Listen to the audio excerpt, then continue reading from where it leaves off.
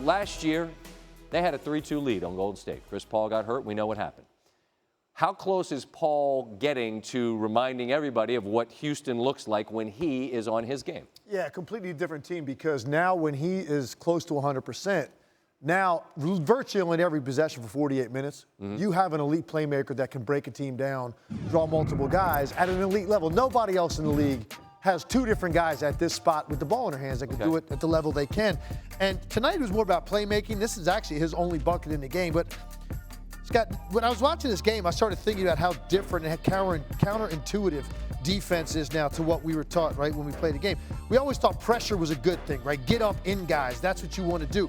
The way the league is spaced out and the lack of contact on the perimeter that's allowed, this actually plays right into the hands of a guy like Chris Paul. He wants you to pick him up out there because invariably he is going to get a screen at some point and put you in his rearview mirror, and now you start playing against this backline defender. In this case, it's going to be Marc Gasol. And now this is where Chris Paul is so good and why they are so tough that when he's healthy, because you always have a guy with this kind of IQ on the floor. He's just looking at these two guys right here. And it comes down to this.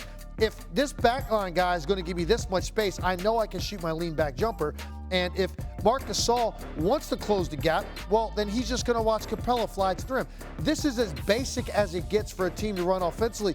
But Chris Paul being healthy and being able to make that shot, the threat of that sets up 10 assists for him on the night. Again, this doesn't make a lot of sense to me. I don't know why teams insist on trying to pressure James Harden 40-plus feet from the basket. He's not going to shoot it from there, and he's too strong, too quick, to handle is too good, and he's too patient. He's going to get what he wants. Now he's just milking the clock because it's winning time. And once again, look at Danny Green reach. As soon as he does, he's by you. Now, here's the problem when you play Houston and these guys are playing at this level. You're so afraid to leave because of the passing ability. Right? They made 21 threes in their last game. And then you've got this threat of another guy coming back healthy, Clint Capella, which basically occupies the shot blocker. He can't come early. He's got to hang.